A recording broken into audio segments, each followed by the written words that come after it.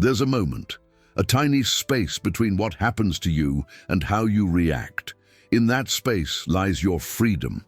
But most of us, we lose that freedom in a flash, an unexpected comment, a frustrating delay, a critical email, and suddenly your peace is gone. You've been triggered. You feel that hot rush of anger, the sting of anxiety, or the heavy weight of frustration. And right there in that moment, you give away your power. But what if you could reclaim that space? What if you could master that moment? The great Stoic philosophers of ancient Rome, like the Emperor Marcus Aurelius, knew a secret to mastering their emotions. It wasn't about changing the world around them, but about changing their reaction to it. And in this video, we'll explore the ideas they used to achieve unshakable inner peace. We live in a world that constantly demands a reaction. Notifications buzz, headlines scream, and opinions clash. From the moment we wake up, we're pulled into a cycle of stimulus and response. This constant reactivity leaves us feeling drained, anxious, and out of control. We learn to believe that our feelings, our anger, our sadness, our fear are direct results of what happens to us. We think, he made me angry, this traffic is ruining my day, that comment hurt my feelings. When we do that, we make ourselves slaves to things we can't control. But what if that whole idea is wrong? What if our suffering doesn't come from events, but from our judgment about them? This is the revolutionary idea at the heart of Stoicism, an ancient philosophy practiced by everyone from slaves to emperors. The Stoics discovered that true power isn't about controlling the world, but about controlling our inner response to it. They understood that between stimulus and response, there is a space, and in that space is our power to choose. Reacting is impulse. Responding is wisdom. Today, we'll explore 4 powerful Stoic ideas to help you stop reacting and start responding, so you can find calm and strength in a chaotic world. The foundation of all Stoic practice is something called the dichotomy of control. The philosopher Epictetus, a man born into slavery who rose to become one of the most respected teachers in the Roman Empire, put it most clearly. He taught that some things are up to us and others are not. Within our control are our judgments, our impulses, our desires, and our actions. In short, our own stuff. Outside of our control are things like our body, our reputation, our wealth, and what other people do. There's a famous summary of Epictetus's idea in his work, The Enchiridion. Men are disturbed not by things, but by the views which they take of them. Think about that. It isn't the traffic jam that causes your anger. It's your belief that the traffic jam is a terrible, unfair thing that's ruining your day. It isn't a colleague's criticism that causes you pain. It's your judgment that their opinion defines your worth. Most of our anxiety and frustration comes from a simple mistake. We waste our energy trying to control what we can't. We worry about what others think. We get angry when reality doesn't match our expectations, and we despair over things that have already happened. The Stoics would say, this is madness. It's like trying to command the wind to stop blowing. The secret is to relentlessly focus your energy only on what you can control, your own thoughts and your own actions. Imagine you're preparing for an important job interview. You can't control if the interviewer likes you. You can't control if another candidate is more qualified. You can't control the final decision. Worrying about these things is useless. But you can control how well you prepare. You can research the company, practice your answers, and dress professionally. You can control your effort. The Stoic approach is to pour all your energy into preparation, and then, crucially, accept the outcome with peace, whatever it may be. By separating what you can and cannot influence, you stop being a victim of circumstance and become the master of your own mind.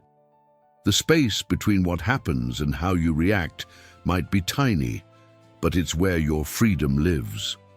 a famous line often attributed to Viktor Frankl, a psychiatrist and Holocaust survivor deeply influenced by Stoic thought, says it all. Between stimulus and response, there is a space. In that space is our power to choose our response. In our response lies our growth and our freedom. While this exact quote's origin is unconfirmed, the wisdom is timeless and perfectly captures a core Stoic practice. The Stoics were masters of creating this space, using a technique we can call the sacred pause. When you're provoked, your first impulse is almost always emotional. It's a primal, unthinking reaction. Anger wants you to lash out. Fear wants you to run. Your ego wants you to get defensive. Reacting immediately means letting that first impulse win. You become a puppet on emotional strings. The sacred pause is about intentionally cutting those strings, even for just a moment. Marcus Aurelius, the Roman emperor, faced constant betrayal, incompetence, and stress. Yet he was known for being calm and deliberate. His secret was the pause. A simple, modern way to practice this is the three-breath rule. When you feel triggered by an email, a comment, an event, before you type or say a single word, just stop. Inhale deeply. Exhale slowly. Do it 3 times. This isn't about suppressing your emotion. It's about giving your rational mind a chance to catch up. That initial wave of emotion is powerful, but it's also often brief. The pause lets that first wave crash and recede so you can see things more clearly. The philosopher Seneca gave advice that can be summed up as, "The greatest cure for anger is to wait. By waiting, you give yourself the gift of choice." Do you respond with anger, which, as Marcus Aurelius noted, often causes more harm than the initial event? Or do you respond with reason and patience? That choice is only possible inside the pause. When you master the pause, you take the power back from your triggers. You move from being reactive to being in charge. The Stoics taught that events themselves aren't good or bad. Strictly speaking, they classified things like health, wealth, and reputation as indifference, meaning they don't have inherent moral value. True good for the Stoics was virtue, and true bad was vice. It is our perception, our judgment, that colors an event as a disaster or a triumph. As Marcus Aurelius wrote in his private journal, Meditations, you have power over your mind, not outside events. Realize this, and you will find strength. He also wrote, choose not to be harmed, and you won't feel harmed. Don't feel harmed, and you haven't been. This is the art of the reframe. Our first reactions are based on impressions, which are often distorted by emotion. If you get fired from a job, your immediate thought might be, this is a catastrophe. I'm a failure. That perception will lead straight to despair. A Stoic, however, would challenge this. Is this truly a catastrophe, or is it simply a change? Is this an obstacle or an opportunity? This isn't about toxic positivity. It's about finding the opportunity for a virtuous response. Maybe losing your job is a chance to find work that truly matters to you. Maybe it's a chance to practice resilience and courage. Every event, no matter how tough, is a chance to practice some virtue, patience, courage, wisdom, or justice. A powerful exercise for this comes from a Stoic idea that the modern author Ryan Holiday popularized with the phrase, the obstacle is the way. When you face a challenge, instead of seeing it as something blocking your path, see it as the path itself. That rude person isn't just an annoyance, they are a training partner for your patience. A sudden setback isn't just a misfortune, it's a chance to practice fortitude. This mindset aligns with an attitude that later philosophers, particularly Nietzsche, would call amor fati, a love of fate. While the ancient Stoics didn't use this specific Latin phrase, the concept flows through their work. It's the practice of not just accepting what happens, but embracing it as if you chose it, because in a way, you do. You don't choose the event, but you always choose your perspective on it. By reframing your perceptions, you become an alchemist, turning life's lead into gold. Stoicism isn't a read it and forget it philosophy. It's an active daily practice. To get better at not reacting, you need a feedback loop. You have to learn from your slip-ups and celebrate your wins. The Stoics did this with a simple but powerful evening ritual, the daily review. At the end of each day, the philosopher Seneca would retire and question his own mind. He'd ask himself essentially, what bad habit did I work on today? What temptation did I resist? In what way am I better? This isn't about beating yourself up. It's an honest, objective look at your day, measured against your own values. Think of it like a coach reviewing game footage. You replay the events of your day. When did you get triggered? When did you react on impulse? Maybe you snapped at a family member or sent a passive-aggressive email. Don't judge yourself, just observe it. Acknowledge it, ask, what was the judgment that led to that reaction? Was it in my control? How could I have used the sacred pause? Then, just as important, look at your successes. When did you handle it well? Maybe you took criticism calmly instead of getting defensive. Maybe you felt that surge of road rage, but took a breath and let it go. Acknowledge that win. Understand what you did right so you can do it again. This daily review does two things. First, it builds incredible self-awareness. You start to see your own patterns with stunning clarity.